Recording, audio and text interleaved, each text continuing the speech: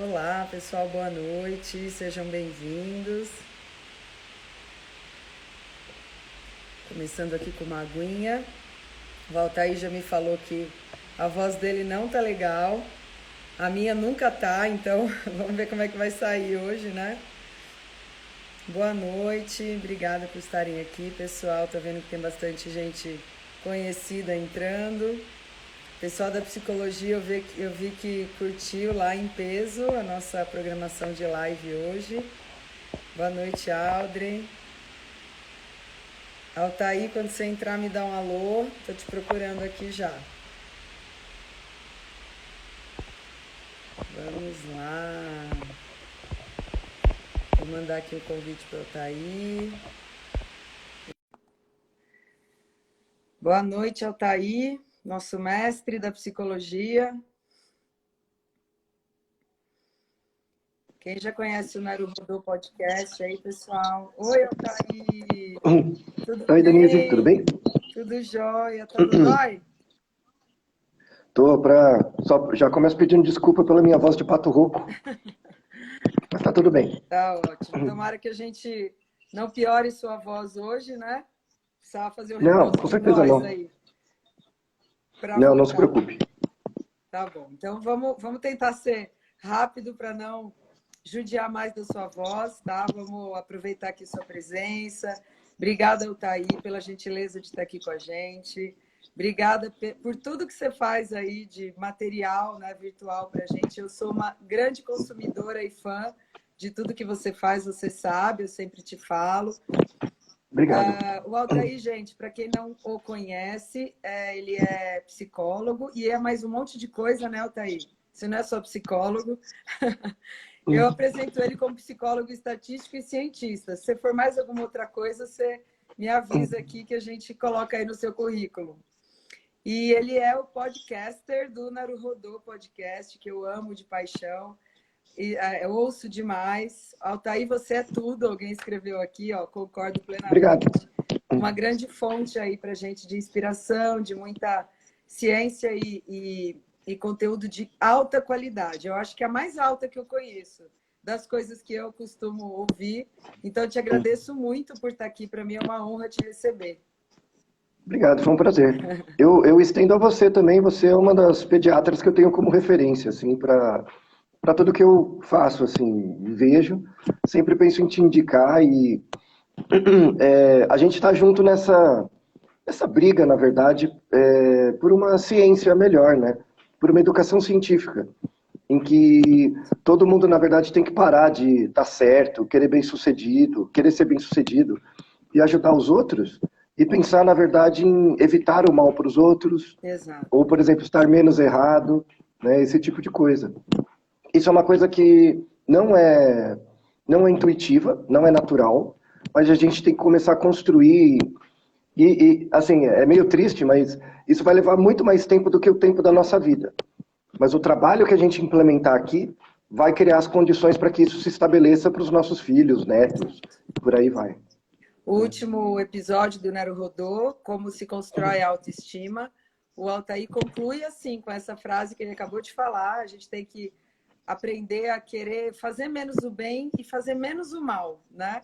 Nos Isso. preocuparmos em fazer menos mal. E aí você ensina as pessoas algumas coisas ali no final sobre como terminar uma conversa que te fez bem e tudo. E eu achei incrível, até mandei uma brincadeirinha para você por WhatsApp Sim, ali sim. logo depois. A gente, às vezes, eu encho o saco do Altair, nem sempre ele me responde, eu já estou super acostumada. E tipo, Não, a tudo maior bem? parte eu respondo, vai. Eu tô sempre com você, Altair. Obrigada mesmo. E o Altair, Obrigado. pessoal, tem um lugar de fala, porque ele é pai. Ele é pai do Jun, que é lindo, querido demais, inteligentíssimo, está seguindo os caminhos aí cerebrais do pai, né? Parabéns por ele. E também por Sim, ele que a gente está aqui hoje, né? Pelo Miguel, pela Mari, claro. por todas as crianças aí. Muito Isso. bem, pessoal. Então, vou contextualizar vocês rapidinho aqui, por que a gente está fazendo essa live. Bom, entre outras coisas, o Altair é um dos nossos palestrantes do nosso simpósio em agosto. Ele vai falar sobre o que é evidência científica, afinal, né? A gente acha que encontrar o que a gente fala lá no PubMed é suficiente para a gente sair falando. Eu já vi uma pessoa falar, olha aqui quantas referências tem no PubMed sobre o que eu estou falando. Só que era tudo falando mal, que era falando para não usar, né? E aí, para a gente aprender um pouquinho rapidamente com você lá no simpósio sobre isso, mas hoje o assunto é outro, tá? Eu trouxe o Altair aqui porque eu procurei ele no momento que eu estava um pouco angustiada, né, Altair? E ele riu da minha cara, tá, gente? Depois ele me consolou, mas vamos lá. Eu vou contar 3 situações corriqueiras do consultório em ordem crescente de idade, todas envolvendo a criança, um celular e a vida virtual, tá? Então, primeiro, uma criança de 2 anos que vai ser examinada. Então, eu falo para os pais, vamos examinar o fulaninho? Todo mundo já começa a suar, né? Porque 2 anos é a idade da treta, a idade do, nossa, ele vai chorar, ele vai fazer um baita escândalo. Aí, o que os pais fazem? Tinha o pai, a mãe e a babá. A mãe ficou com ele no colo para ele não se incomodar. O pai começou a tirar a roupa e a babá segurou o celular na frente dele, no Mundo Bito ou algo parecido, para ele não chorar. E aí eu fiquei pensando naquela cena, não fiz nenhum comentário, eles estavam lá dando o melhor deles. Eu sempre quero deixar claro que nunca isso aqui é um julgamento, tá? É muito mais uma reflexão de nós profissionais médicos clínicos, que não somos cientistas, né, Altair? Mas que estamos lá também dando o nosso melhor. Pensei naquela, guarda essa cena, tá? Segunda cena, uma criança de uns 4, 5 anos, que é paulistana, os pais são paulistanos, os pais têm sotaque paulistano, igual eu, assim, um pouquinho. E aí a criança falou, olha, eu queria ver os brinquedinhos que tem aqui na gaveta. Eu tenho uma gaveta de brinquedinhos. Aí eu falei, pode olhar aqui, você quer ver esses aqui? Quero sim, tia, quero ver alguns. Eu quero ver alguns. Aí eu olhei para a cara da mãe, a mãe olhou para minha cara, mas de onde veio esse alguns? Carioca, né? Aí a mãe falou, doutora, youtuber, né? Tá lá aprendendo a falar com o YouTube, 4 anos de idade. Guarda essa cena. Terceira cena, que é a cena que me fez chamar o Altair, pedir ajuda, uma criança de 7 anos, que pediu para mim, sei lá, um palito de uma cor amarela. E eu não tinha. Olha, então eu vou te dar a vermelha. Mas eu não quero vermelha, eu quero amarela. Poxa, que pena, não tenho. Fica com a vermelha. Jogou no chão. Eu não quero. Poxa, mas eu não tenho. Então eu vou continuar conversando com a sua mãe. Eu te odeio, sua vagabunda. Desse jeito. Olhando bem dentro do meu olho. E aí, eu fiquei super desconcertada, uma situação que eu não estava esperando, todo mundo ficou desconcertado, enfim, não importa. Aquilo mexeu comigo e aí eu fui conversar com pessoas, eu sempre peço supervisão, eu aprendi, depois de fazer cursos de psicologia, a pedir supervisão, né? Isso é muito bom. E aí eu encontrei nos caminhos que eu estava seguindo aí para tentar entender isso que aconteceu comigo, um episódio do Naruhodô, que era Por que Xingamos? E aí eu ouvi o episódio do Por que Xingamos e mandei aí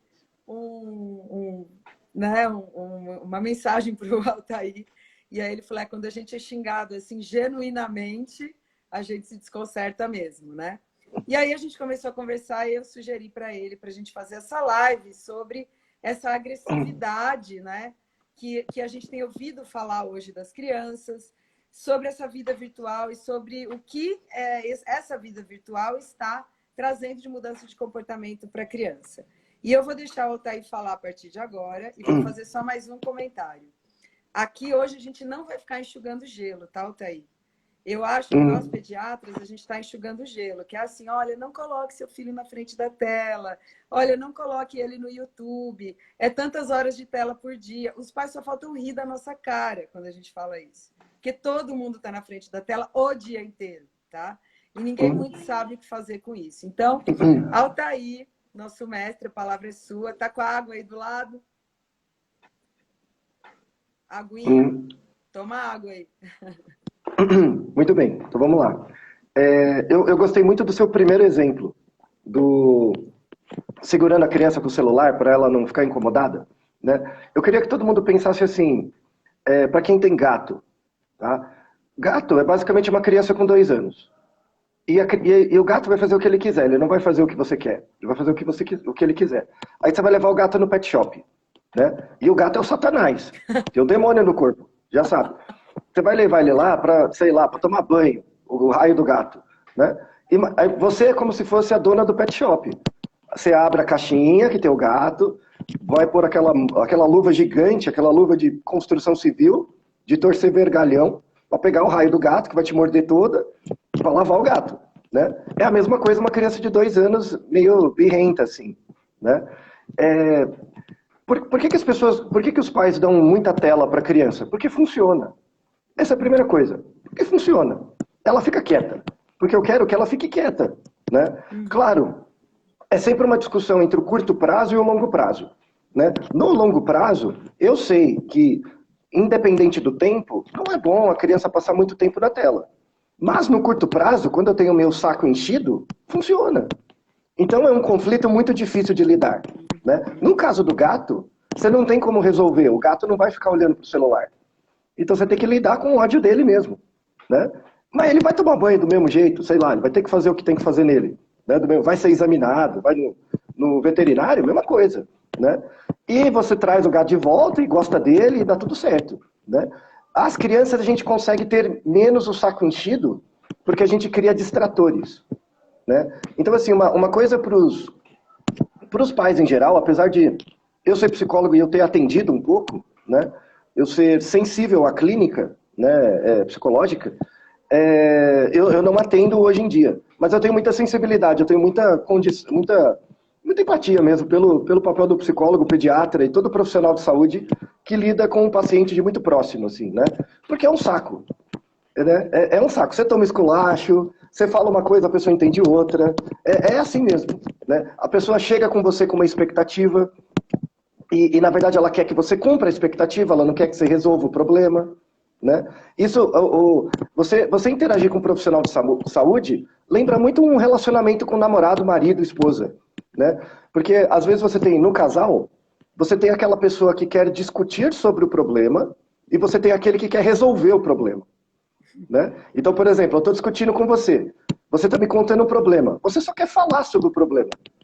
Você sabe que ele não vai ser resolvido agora.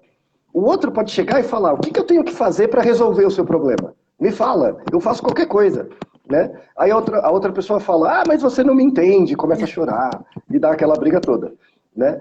Então, todo relacionamento, seja profissional ou não, envolve uma expectativa. E esse jogo de expectativas é o grande conflito de interesse, a grande pedra no sapato hoje em dia, quando a gente vai falar da atuação de profissionais de saúde, né? Então, é muito mais fácil eu atender minha expectativa virtualmente, online. Porque eu tenho certeza que eu consigo achar o profissional de saúde na internet ideal para resolver qualquer problema que você espera, que você acha que tem, né? Só que quando você vai no médico, vai no psicólogo, muitas vezes você não atende a expectativa da pessoa. Você não atende isso. A questão é outra, né? É você mostrar para a pessoa qual a condição e instrumentalizar ela, né, a observar, se observar e criar regras normativas para reduzir a incerteza dela no momento de interagir com o filho ou mesmo verificar o seu próprio quadro clínico, né? Então, assim, isso não é próprio da pediatria, mas pensa, por exemplo, um paciente com diabetes, né? O médico faz muito pouco por um paciente com diabetes. O paciente com diabetes ele tem que se monitorar muito. Só funciona se ele se monitorar. Então, qual que é o papel do médico? Dar as condições para que a pessoa consiga se auto-monitorar, né? Que ela consiga ter autoestima suficiente para se monitorar, né? Exato. É desenvolver capacidade, né, na pessoa. E aí ela consegue aderir ao tratamento. Quando você pensa na pediatria, é meio que a mesma coisa. Então, como que você dá condições? Porque assim, o médico ele só trata quando está pegando fogo, naquele detalhe. Mas no dia a dia, e todo dia, né? Você na sua experiência clínica, você tem acesso às fotografias dos relacionamentos entre pai, filho, criança, enfim, né? Você tem aquele diagnóstico. Mas se você atende uma criança em 2 consultas, como que você consegue fazer uma intervenção para ver um efeito da consulta 1 para 2? Né? Aí o papel do médico pediatra, por exemplo, é muito importante dele perceber, tipo, eu não vou conseguir mudar essa dinâmica familiar. Eu não vou conseguir. Então, eu saber isso, já aí falam muito bem, eu consigo controlar aquilo que me controla. Eu não vou ter expectativa, eu não sou onipotente. Eu não vou mudar a situação daquela família, né? Eu ter consciência disso me permite ver até onde eu consigo chegar e como informar, né? Chega, assim, eu acho que uma das coisas que eu parei um pouco de atender porque eu fui fazer doutorado, virei cientista e tudo mais, mas quando eu atendia, né, eu era bem chato com pai e mãe, assim, chato nesse sentido de mandar real, sabe? Falava, ó, se você não fizer tal coisa, não vai funcionar, Sim. sabe? E aí a gente entra nessa discussão de tela. Se você olhar do ponto de vista epidemiológico, a quantidade de telas, a quantidade de horas de tela não é bom. Mas não é pela tela. É porque a criança está deixando de exercitar outras coisas. Porque o tempo é limitado. Né? Então pensa, tem 24 horas no dia. Né? Se eu passo 4 horas na tela, eu posso passar uma. Mas eu estou deixando de aplicar essas horas em outras coisas. Que são importantes para mim no futuro muito mais do que a tela. Né? Então, na psicologia, isso chama princípio de Premack. Princípio de Premack. O princípio de Premack, ele fala o seguinte, que não adianta você punir a pessoa. Não adianta você punir o organismo. Tipo, dar um choque ou tirar dele. A questão é você trabalhar com o tempo. Porque, ó, por exemplo, uma criança, ela faz muita bagunça, né? A ideia é você quantificar quantos por cento do tempo do dia ela passa fazendo bagunça. Aí imagina que 20% do tempo dela é fazendo bagunça. Defina a bagunça como você quiser, tá? Então, 20% do tempo é bagunça. Tá bom. O total é sempre 24 horas. Ela nunca vai fazer mais que 24 horas de bagunça por dia, né?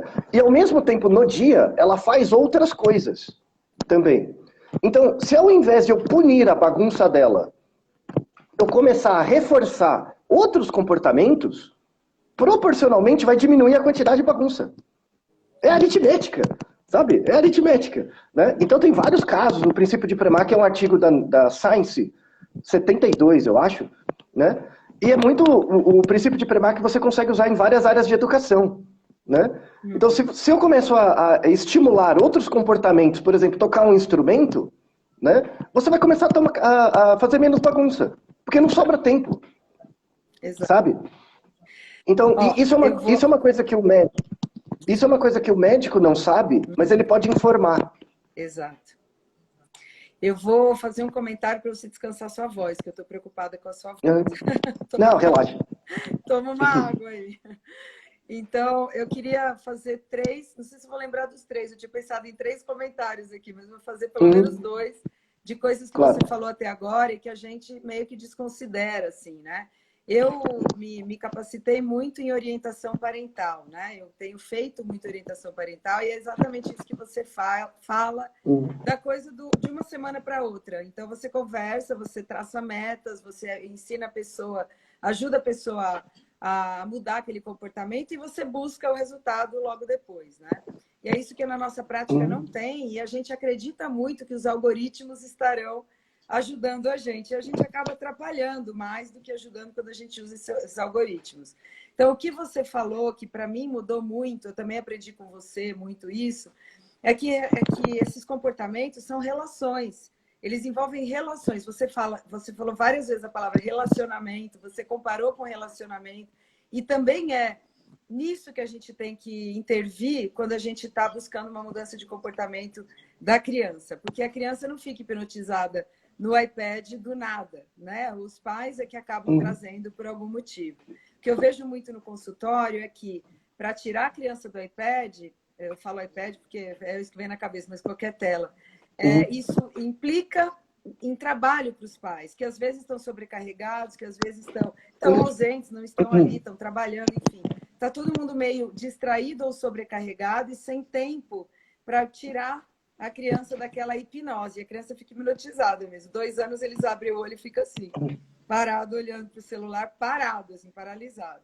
Então, eu acho que eu tô só trazendo aqui coisas interessantes para os pediatras que você está falando. E esse cálculo que você fala, né? Os autores de estresse tóxico, que fizeram as recomendações de tela, eles chegaram a fazer recomendação de tempo de tela.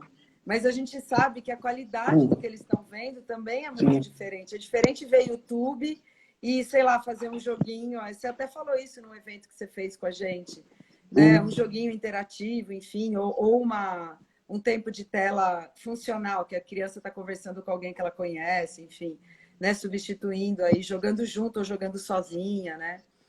Mas eu não sei se você ia continuar no raciocínio, né, que você estava, mas eu queria que você explicasse para a gente, Thaís, se essa história toda de bullying, cyberbullying, agressividade, se isso realmente pode ter a ver com algum conteúdo que eles estejam tendo contato. Se eles realmente estão... Você falou isso em algum dos episódios do Naruhodô e isso me chamou a atenção, né? Aliás, no episódio do Porque Xingamos, né? Que você fala isso. Isso. É engraçado. É engraçado, Denise, que você me fez lembrar de uma coisa. Você sabe disso muito bem pela sua prática clínica, né? Mas pai e mãe, em geral, não sabem, né? Que, assim, com 2 anos, a criança já lê, né? Na verdade, ela lê antes dos 2 anos. Ela já associa palavra com símbolos, né? Só que, em geral, os pais não sabem. E porque, em média, né, isso vem da psicologia experimental mesmo. Em média, uma criança de 1 a 2 anos, quando ela começa a interagir com o mundo, andar, pegar as coisinhas, ela faz, em média, 6.000 pareamentos por dia. 6.000 pareamentos entre som, cor, forma, palavra, por dia. É muito treino. É muito treino, né? E aí, a criança faz uns 2 anos, você tá com ela no carro andando, de repente ela lê uma placa, você acha que ela é o Einstein. E não é, porque você não reconhece o processo dela, né? Você não sabe quanto que ela treinou para fazer isso. E é normal, tá? Desculpa, para quem tá assistindo a gente, se seu filho com uns 2 anos já lê umas coisinhas, ele é normal, tranquilo, é isso mesmo. Não exija demais do moleque. Se você chegar e falar, você é superdotado, coitado do moleque, sabe? Não. Deixa ele quieto, deixa ele treinar. Tá no caminho certo. Deixa ele, tá? Isso é uma coisa importante. Aí, indo pro bullying, o bullying não veio com a rede social. Ele é mais antigo, tá? Ele veio desde sempre. Então, o bullying, em geral, ele surge como uma tentativa de separar grupos, de discriminar grupos, de separar eu do outro, tá? Então, o bullying existe há centenas de anos, né? Quiçá milhares, assim, é uma coisa bem... Existe um macaco. Macaco faz bullying um com o outro, né? Sobretudo macacos sociais que são mais hierárquicos, como o chimpanzé. Aquele menos dominante, às vezes, quando tem algum conflito no grupo, falta de recurso, alguma coisa, os mais dominantes se juntam para bater no mais fraco, né? O bullying é algo indiscriminado, é muito anterior à rede social e coisas do tipo, né? E o bullying não é coisa de criança. O nome bullying vem das atividades infantis, né? Porque é muito mais fácil falar do outro, né? Mas adulto faz muito bullying, tá? Onde um lugar assim, desculpa, a gente não planejou isso, eu faço de propósito. Bora você lá. Como é médica, você fez faculdade de medicina, certo? Né? Você lembra do trote? Os trotes de faculdade de medicina são os piores, né? E tem gente até hoje, eu conheço pessoal da Paulista, da USP, tal, até hoje, que defende trote. E acha de boa, né? Mas por quê? Por quê? Assim, primeiro a pessoa é um idiota, né? Mas por quê se defende tanto esse trote? Porque isso é uma forma de te dar valor, né? Tipo, eu passei no vestibular. Eu tenho que ter uma prova para quem está dentro da universidade já sofreu trote anteriormente, né? Quem está na universidade. Então, quando entram os alunos novos, eu tenho que tentar dar uma prova para eles de que eles são merecedores do lugar onde eles estão. Não é só passar no vestibular. Então o trote é meio que um ritual de passagem mesmo, né? E muita gente incorpora isso como algo que atribui valor. E não é isso que te atribui valor, velho. Não é isso. Só que o problema, eu sou seu veterano, eu fiz trote em você, né? Você agora faz parte do meu grupo. E quando você faz parte do meu grupo, quando eu me formo, você conhece as panelinhas. A gente tá na mesma panela, eu indico o paciente para você, você indica para mim. Cria-se um vínculo que dura a vida toda. Dura a vida toda. Levi-Strauss descreveu isso muito em alguns grupos originários brasileiros, em que o ritual de passagem para a vida adulta, né? Você era criança. Você passa por um ritual X, você vira adulto, automaticamente. E você nunca passa sozinho. você passa em grupo. Então, os laços que você cria durante esse ritual com as pessoas que passam com você são rituais que duram a vida toda. Mas são rituais de bullying. São rituais que separam você do outro. Né? Então, isso é muito importante. Assim, o bullying foi criado observando o outro, que é a criança, que é o pequeno. Mas a gente faz bullying o tempo inteiro, com colega de trabalho, com amigo, com colega de faculdade, com bicho, e por aí vai. Tá? Altair, eu quero fazer um comentário, até também, a gente não combinou isso, né? A gente recebe muito, eu estou em 2 grupos de mães de escola, porque eu tenho 2 filhos, estou em grupos de pediatras, estou em grupos e grupos e grupos, então a gente recebe muito essa angústia dos pais em relação ao bullying, até como sendo um início de um desfecho fatal, como, por exemplo, causa de suicídio, né? Em adolescente e tal. E aí eu vejo 2 falas dos pais, né? Primeiro, todos os pais ficam indignados de saberem que alguém está sofrendo bullying. E o filho deles nunca é o agressor. Eu não sei quem é o agressor, porque nenhum pai é pai do agressor, sabe? Então, não, porque eu não... Onde já se viu, eu ensino aqui em casa, você vê muito uma fala defensiva dos pais, e aí, de eu ensino, de eu não posso, de nananã, e a fala das vítimas, dos pais das vítimas. Ai, o meu filho jogou futebol, fez um gol no céu, um gol contra, e aí começaram a falar. Eu vejo essas 2 falas. Eu não vejo ninguém falando o seguinte, olha, bullying sempre existiu, sempre existirá, e o que nós estamos fazendo para as crianças receberem isso, né, que é o bullying, e não se destruírem com isso, e não ficarem mal, ou seja, instrumentalizar a criança para saber lidar com isso que existe desde antes da gente, desde os macacos, e que continuará a existir, e a gente acha que só existe essas 2 opções. Acabar com o bullying, vamos acabar com o bullying, que nunca vai acabar, ou vamos proteger as vítimas, né? Não vejo um caminho de, olha, vamos fortalecer aqui as crianças para saber lidar com isso, se afastarem ou não se destruírem com um comentário ruim que fizerem sobre elas. Estou no caminho certo ou não? Você acha que... Tá. Uma coisa importante é pensar que bullying é um fenômeno de grupo, não um fenômeno individual.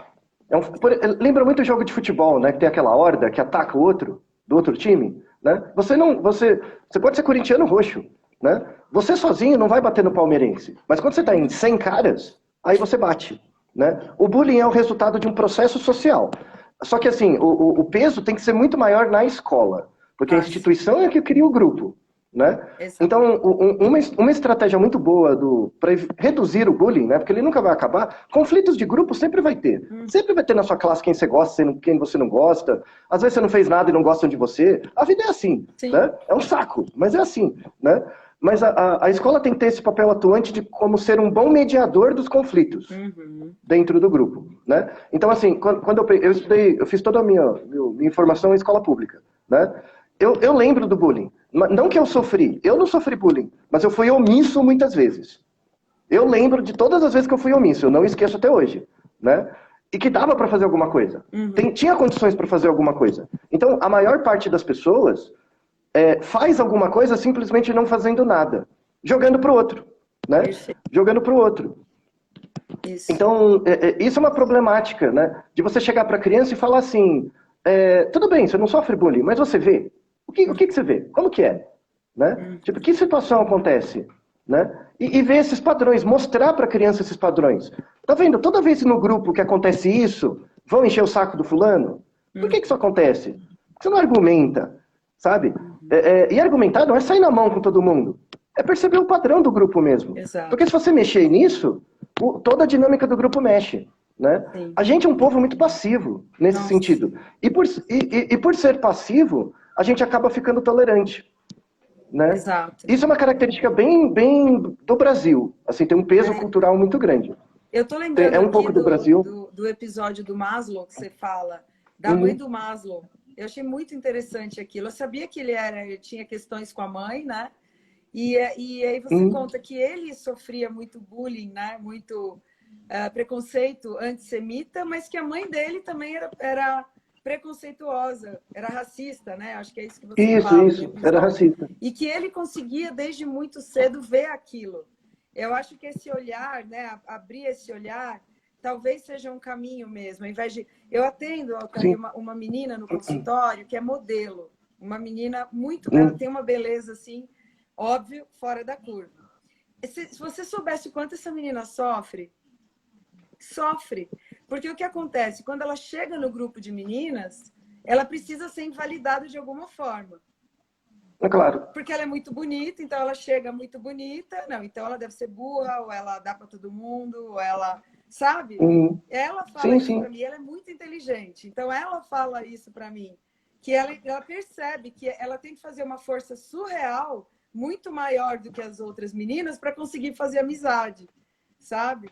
E é muito louco, né? Porque você acha, como assim, uma menina bonita vai sofrer bullying, né? Mas é muito difícil essa entrada dela no grupo. Invalidar o outro talvez seja mais fácil de você se sentir menos mal. Vamos dizer assim, então, vamos invalidar ela para eu me sentir menos... Ou é um caminho mais curto, né? Então, é bem o que a gente falou no episódio de autoestima, assim, que fazer bem para os outros é fácil, sabe? Fazer bem para os outros é muito fácil, é só ser gentil, é só não encher o saco de ninguém, ser alguém passivo, aí você faz bem para todo mundo. Fala obrigado, boa tarde, bom dia, boa noite e tal, e beleza. O problema é evitar fazer mal. Né? Eu dei uma aula na Paulista, na graduação da Unifesp, né? na Paulista, para alunos de graduação, nunca mais me chamaram. Mas eu entendo por quê. A gente eu entendo chamou por quê. 3 vezes, ó. Você já vai ser a terceira vez, você vai dar aula. Então. Não, mas é a galera da graduação, coitado, né? É uma paulada no ego muito grande. Porque eu falei para eles assim, porque isso vale para qualquer aluno de medicina, qualquer área da saúde, na verdade, né? Se você entra na graduação, na área da saúde, e você acha que você vai salvar vidas, você está criando pacto com coaching quântico. Daí para o coaching quântico é 1, 2. Hipnoterapia, essas coisas malucas, 1, 2. Tá? Qual que é o trabalho sério de um médico formado cientificamente? Não é fazer bem para os outros. Quem é você para fazer bem para os outros? Você nem conhece. Né? O trabalho do médico é fazer menos mal. É evitar... Qual que é a diferença entre um xamã e um médico minimamente formado? Qual que é a diferença? Os dois salvam vidas. O xamã salva a vida das pessoas, ele faz bem para os outros. Só que qual mata menos? É o médico. O médico mata menos gente, ele não salva mais pessoas. Então essa primeira coisa você tem que dar uma limada na graduação. No começo, eu falo, velho, você não está aqui para salvar ninguém, malemar você vai salvar você mesmo. Malemar ainda. Tá? Vai precisar de umas terapias, uns banhos, uma surra. De que ano, pelo amor de Deus? Primeiro ano. Tem que começar cedo. Exatamente. Né? Não, residente nem houve. Então não adianta. Né? Então tem que começar no primeiro ano. Mas isso vale para qualquer pessoa. Né? Você querer ter um impacto no mundo não é querer ajudar os outros. Isso é fácil. Né? É querer evitar o mal. Porque, por exemplo, se eu quero evitar fazer mal para você, eu tenho que te conhecer. Eu tenho que conhecer um pouco sobre você para saber o que faz mal ou não. Né? E aí você tem que ter curiosidade pelo outro, entender um pouco, e aí você evita fazer mal para os outros. Isso tinha que estar na educação das crianças pequenas, sabe? Não quero ser legal para todo mundo. Quero evitar fazer mal para os outros. Exato. Porque para isso você vai ter que conhecer todos os seus coleguinhas, vai ver. Aí você vai perceber naturalmente que você incomoda alguém. A sua própria presença incomoda alguém. Então eu vou fazer muito menos mal para aquela pessoa, ficando longe dela. E beleza, a vida é assim. E tranquilo. Né? Então, ó, 2 regras importantes. Princípio de Premack, você evitar punir os outros, e parar de querer fazer bem para os outros. Você não conhece ninguém. Faz menos mal. Seria é mais bacana. O princípio do P, que você fala, gente, o P menor que 001, ele Isso. não é querer estar certo, não é estar mais certo, é estar menos errado, né? Então, isso, vem do eu também mudei assim. Nossa, realmente, a gente está aqui buscando loucamente errar menos, o mínimo possível. A ideia é bem essa. E vale, por exemplo, a cuidado parental em geral. Falar, tudo bem, seu filho foi planejado, não foi planejado, foi um acidente, você não queria e blá blá blá. Não é culpa da criança. Isso. Mas você vai fazer o seu melhor. Você vai fazer o seu melhor. E mais, a criança nem se importa. Ela nem se importa com o motivo pelo qual ela está ali. Ela simplesmente está. E beleza. Sabe? E se você tem uma boa intenção e está ali tocando, você vai sofrer do mesmo jeito. Não existe uma vida sem sofrimento. E a ideia é lidar com isso. Sofrimento traz muitas coisas positivas. Nossa, muitas. Por favor, vamos parar aqui e vamos falar um pouquinho sobre isso, tá? Sim. Eu fiz uma postagem essa semana, nem também está fora do nosso script aqui, da menininha Uhum. colocando o suco no Ah, sim, copo, no né? copo. Tentando colocar o suco no copo e a gente falando sobre o desconforto que isso causa em alguns pais. Tem pai que não consegue deixar a criança derrubar a comida. Isso é um grande problema para a introdução alimentar, enfim. Eu sei que algumas pessoas ficaram absolutamente ofendidas com a minha Uhum. postagem e falaram onde já se viu a gente incentivar os pais a serem permissivos, porque isso é ser permissivo. E eu estava falando sobre dar permissão da criança tentar fazer as coisas. Aquela história. Hoje eu atendi uma criança, mãe, nossa, mas ele não anda de bicicleta. Tá, mas ele tem oportunidade? A bicicleta está lá? Ele tem rua para andar de bicicleta? Alguém está indo com ele? Senão ele não vai andar Uhum. nunca, porque ele não sabe nem o que é uma bicicleta. Não sai andando, né? E aí alguns pais confundem, então, essa permissão, essa tolerância ao desconforto, esse sofrimento que você está falando, que é absolutamente ligado ao aprendizado, pelo amor de Deus, as pessoas confundem isso com permissividade, né? Sim, sim. Desenvolva, por Então, favor. não, tem até a ver. Pensa no contrário. Por exemplo, a criança rapidamente ela aprende a mexer na TV, sabe todas as funções, que eles com 3 anos. Teve uma permissividade para ela aprender a usar o controle da TV. E ela mexe em tudo. Né? Ela aprende. Se tem esse espaço para ela acertar e errar e apertar os botões lá, até ela descobrir coisas que nem você imagina, tipo, ela conserta a TV sozinha, que você não sabe, né? Ela tem que ter esse mesmo espaço para aprender a colocar água num copo, aprender a amarrar o sapato, né? Tá. Aprender a controlar a raiva dela, né? Só que algumas coisas, de novo, o que as pessoas querem elas querem não ter o saco delas enchido, né?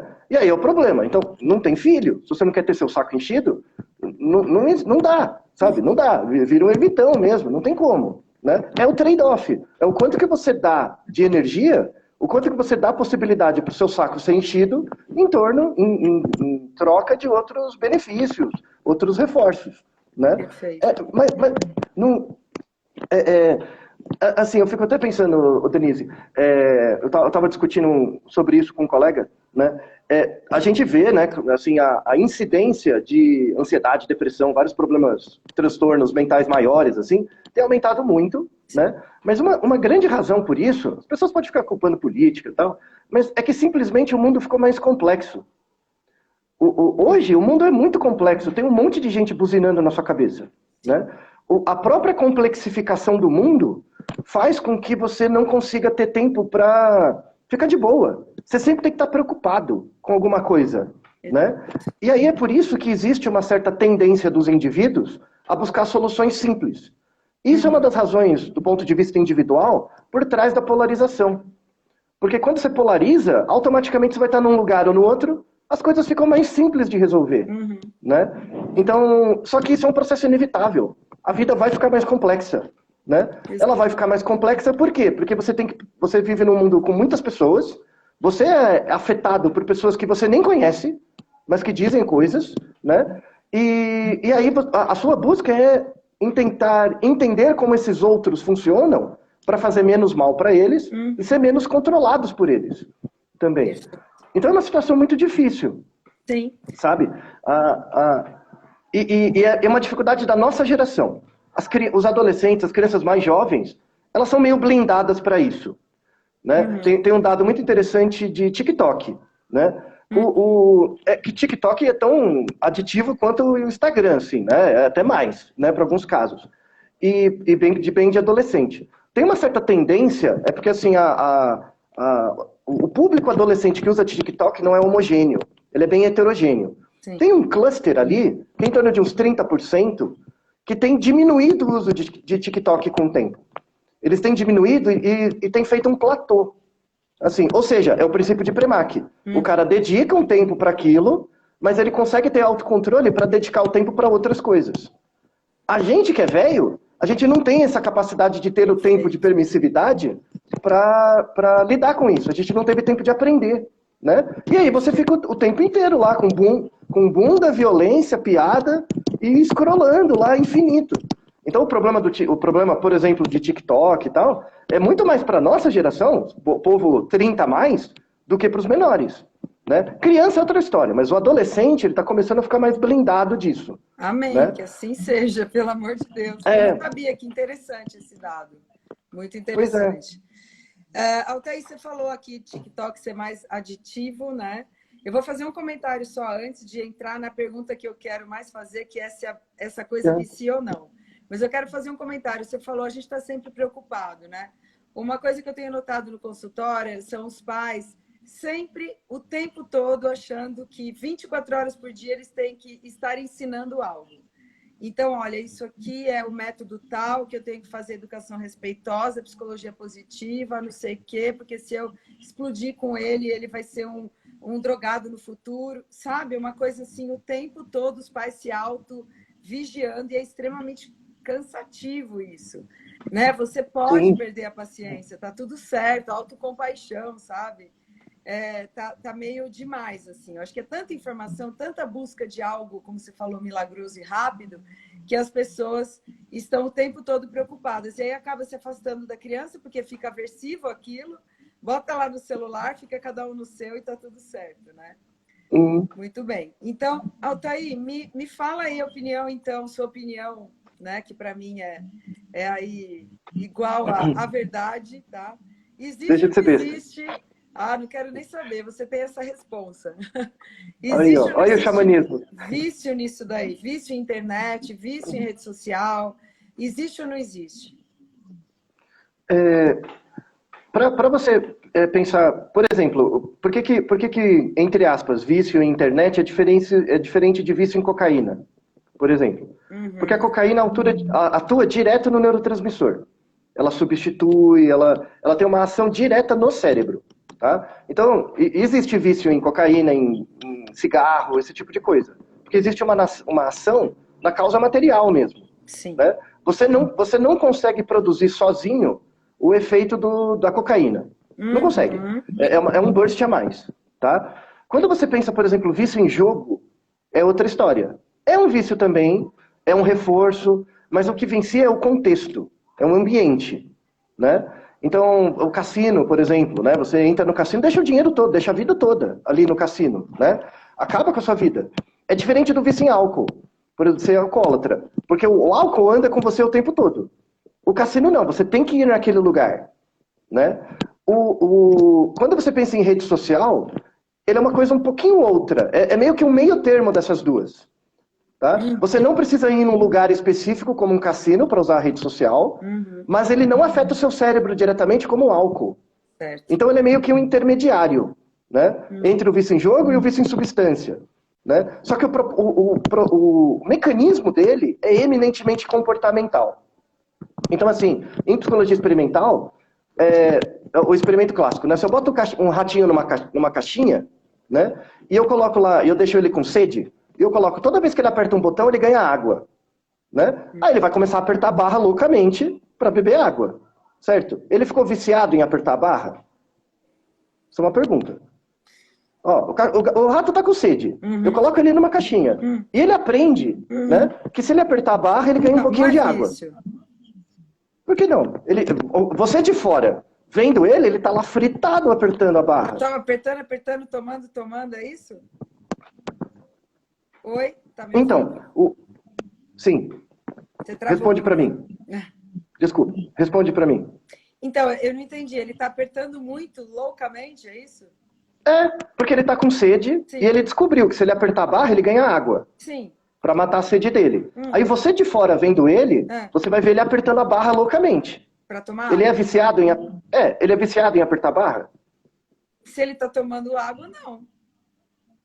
Então porque... Isso, o que tira o senso de vício? É o resultado. Né? Então, rede social é uma coisa parecida com essa barra. Então, por exemplo, eu posso passar o tempo inteiro na rede social, mas o resultado que eu tenho é algo que me permite fazer coisas fora da rede. Então, eu passo o dia inteiro na rede social estudando.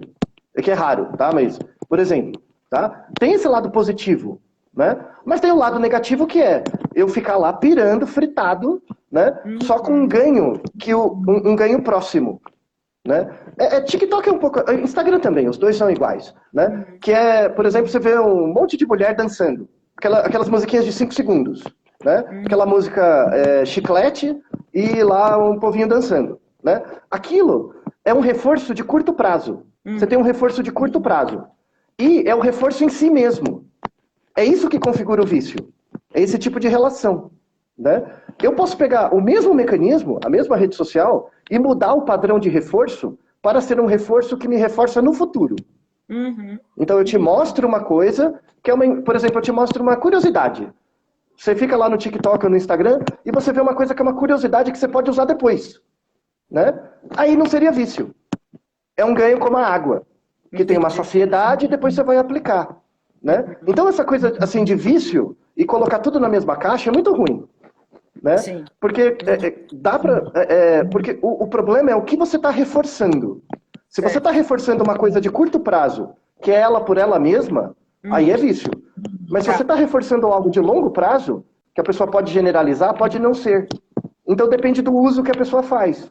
Né? Então, por exemplo, só para concluir, eu não consigo te ensinar de forma saudável a usar cocaína.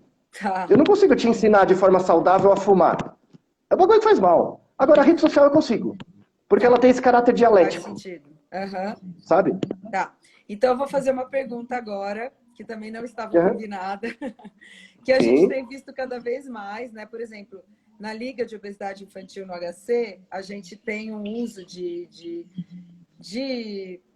não só celular, iPad, enfim, rede social, jogo, né? Essas coisas, maior. Né? Assim, essa coisa da criança começar às 4 da manhã e parar às 4 da tarde para às 4 da manhã é muito mais comum lá do que no meu consultório, por exemplo. Né? Parece que eles têm menos supervisão, enfim, é outra questão. E uma coisa que chama muita atenção são os pais contando que as crianças quebram as coisas quando alguém tenta tirar. Então, a gente tentou tirar e ele quebrou a escrivaninha. Eu já ouvi algumas histórias assim, não é uma só, não. Inclusive no consultório também. O menino bateu na babá porque a babá interrompeu o jogo, deu um chute na babá. O outro jogou o controle na televisão de raiva. Um é a raiva, uma coisa é a raiva, o outro é você tirar. Essa coisa é tão reforçador para eles e às vezes os pais chegam e tiram. Do nada. Vou deixar você um mês. Os pais também não têm noção de tempo, né? Vou deixar você um mês sem celular. Então, isso começou a virar um grande problema, porque também a dopamina que estava lá em cima cai rapidamente, né? Me dá um pouco de medo de como a gente está usando algo que causa tanto reforço também como punição, sabe? Isso. Se você puder comentar um pouquinho, acho que o nosso tempo está acabando, mas dá tempo. Não, volta na coisa do princípio de Premack. Então, você passa 12 horas por dia jogando videogame, então, tudo bem, né? Mas eu vou reforçar outras coisas que vão ocupar seu tempo. Aí você vai jogar menos. Não tem jeito, né? Sim. E você vai começar a jogar menos sem perceber que está jogando menos. Porque o tempo é limitado, é simples assim, né? Então, em geral, quando você pega paciente com distúrbio alimentar, transtorno, coisa do tipo, ele já é meio impulsivo, né? Quando aí a rede social é como se fosse aquela barra, né, o celular, a tela, é como se fosse aquela barra que você aperta não para ganhar água, mas para ganhar cocaína, que é o fim em si mesmo. Né? Então, pessoas que têm esse tipo de comportamento imediatista são muito focadas no presente.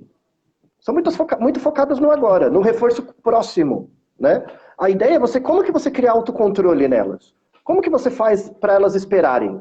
Né? No início, você tem que controlar o ambiente, propondo outras atividades para diminuir o tempo de algumas coisas. Com o tempo, outras coisas que não são videogame, por exemplo, vão começar a reforçar ela, porque ela simplesmente passou mais tempo experienciando.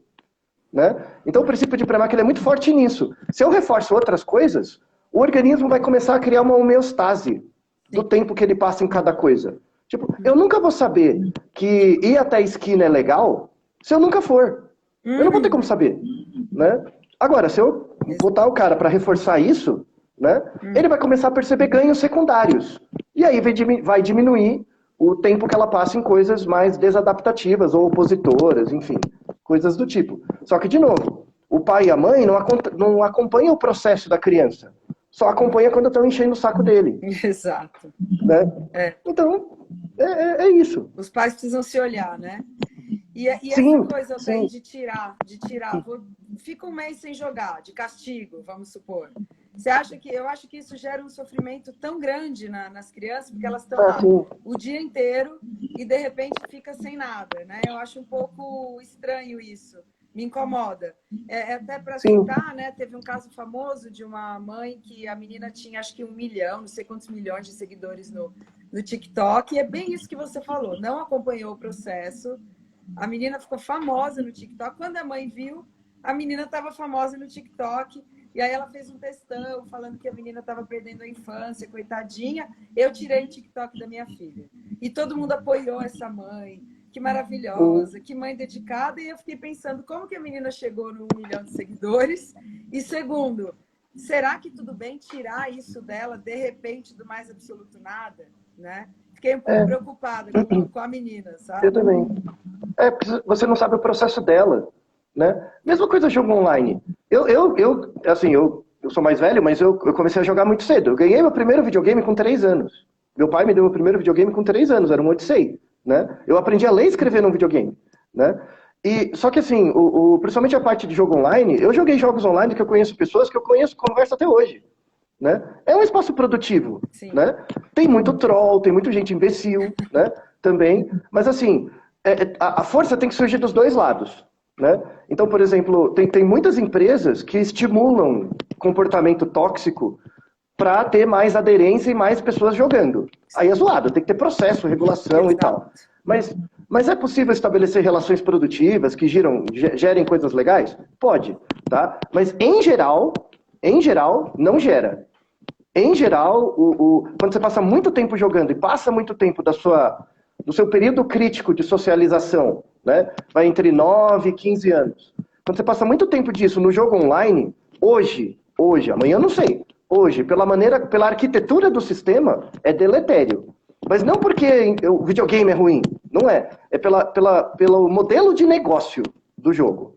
É pelo Exato. modelo de negócio. Tá? Um exemplo é FIFA. Já jogou FIFA? Jogo de futebol? Não, nunca joguei, mas já ouvi você falando sobre isso. Mas eu Então, achei bem interessante. Pode falar que a galera vai é, gostar. então, FIFA, loot box, é esse tipo de coisa. Você paga dinheiro, né? No FIFA, por exemplo, isso tinha que ser proibido. Isso faz mal. Isso gera problema de adaptação em criança, assim. Começa. Eu quero pagar, eu pago R$ 10 para ter o Neymar, sei lá, no meu time de futebol, né? Para comprar o jogador, né? Só que a EA Games lá no FIFA não faz isso. Eles fazem assim: você dá R$ 10, você joga uma roleta para quem sabe ganhar o jogador. Isso é sacanagem. Isso é um cassino. É o ensino É um do cassino. cassino, né? Exatamente. Eu vi você Isso, falando isso. Achei muito isso. interessante. E é zoado. E você pode procurar no YouTube vídeos de adolescente. Adolescente, por exemplo, virado de costas para a TV. Ele bota a TV ligada com FIFA, virado de costas. Ele gastou lá um dinheiro nas moedas. Ele apertando o botão para ter o sorteio. E vira assim, quando é um jogador muito bom, ele vibra. É igual você numa roleta, jogando blackjack, é a mesma coisa. Isso é zoado, sabe? Isso é zoado de verdade. Né? Isso tinha que ter regulação, tinha que prender o povo que faz isso, porque é sacanagem. Então você começa com 9, 10 anos, num jogo inocente, que é um jogo de futebol, e é exposto a isso, você vai gerar um adulto com baixo autocontrole. Imediatista, vai gerar. É fato. Né? Então tem que ter esse autocontrole dos pais e controle e regulação das empresas que promovem os jogos, sabe? Então, assim, não é certo ficar falando que jogo faz mal. Né? O modelo de negócio é o que faz mal. A nossa relação com o consumo é o que faz mal. Né? Mexendo nisso, se a gente manipular isso um pouco, dá para criar ambientes, ecossistemas virtuais muito produtivos. Muito. Sim, com Tá? certeza. A questão é se as pessoas querem isso. Os stakeholders não querem. Com certeza não querem. Né? Porque você agrega muito lucro. Um jogo só, o FIFA ano passado, deu US$ 1 bilhão de lucro. Um jogo. 1 bilhão. E a maior parte veio dessas microtransações. Isso é sacanagem.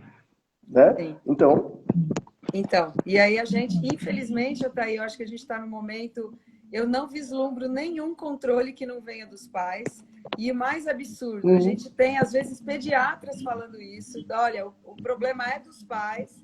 Publicidade infantil não muda comportamento. A gente até falou sobre isso, eu te mandei do Congresso porque eu ouvi, eu te mandei uma mensagem, você lembra Sim. disso? Faz um tempão já. Sim. E aí você fez lá no podcast o episódio, que eu até deixei lá no Obrigatórios, no meu. Gente, muda sim, tá? Isso é crime, não é só problema dos pais, a criança é problema de todo mundo, sim, porque é a gente que vai colher o fruto no futuro. E aí o Altair tá com a gente nessa briga aí, né, Altair? Há anos dessa briga. Tanto do ponto de vista de educação dos pais, quanto coletivo de autorregulação. Então tem o seu trabalho individual de formiguinha, de observação do próximo, mas tem um papel político. Com o certeza. Papel político também, né? De regular, dá muito lucro, dá muito dinheiro. Com certeza. E eu vejo isso, uma comparação muito menor, né? Mas, por exemplo, com produtos voltados para a criança. Produtos, a indústria alimentícia ou remédios, vestidos de alimento voltado para a criança. O problema não é o produto, o problema é como ele é comercializado. Você cria lá um super desfecho que os pais estão super querendo, e aí você faz as pessoas acreditarem naquilo, aquilo não tem regulação nenhuma, e a criança começa a consumir aquilo, e às vezes até embasado respaldado por opinião médica, incentivado por opinião médica, médicos que também estão enviesados, né? Então é isso, né? E a criança é vítima de tudo isso, um organismo em formação que vai cuidar da gente no futuro, está no meio disso tudo, né? E depois falar que a gente tem capacidade de escolher, né? Difícil, né? Exato. Aí você vai fazer terapia, você é fruto das suas escolhas. Pois é. Tá vendo o conflito do próximo e do distante? Esse é o conflito. Exato, né? exato. Enquanto não regular os dois... Perfeito, Altair. Altair, você quer falar mais alguma coisa? A gente tem 2 minutos. Não, é só a recomendação final, assim, ó, terapia na cabeça e dedo na urna na hora de votar. É isso. Sabe? É o próximo e o distante. Com certeza. Sabe? Não conte com a boa vontade das empresas, porque elas não são feitas para fazer você ser feliz. Elas são feitas para ter lucro, senão ela fale. É lógico. Tá? É lógico. Então isso é importante. Olha, você teve grandes fãs aqui seus. Teve uma pessoa aqui que eu não sei quem é que falou: eu sou o maior fã do Altair. Não é porque sou eu a sua maior fã. Ele é o seu segundo maior fã. Altair, muito obrigada. Você sempre arrasa, uma delícia conversar com você. Espero que a gente possa ter outros momentos desse, tá? A gente não seguiu o nosso script, mas foi muito melhor, tá? Eu vou divulgar bastante essa live. Queria lembrar o pessoal que o Altair estará conosco no nosso simpósio no dia 27 de agosto, falando sobre o que é evidência científica.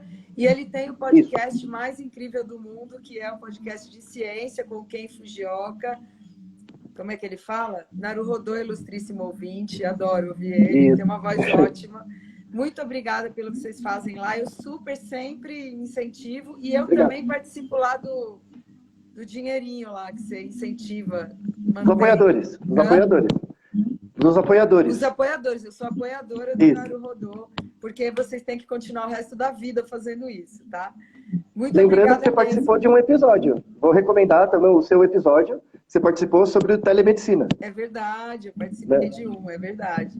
Foi uma honra para mim.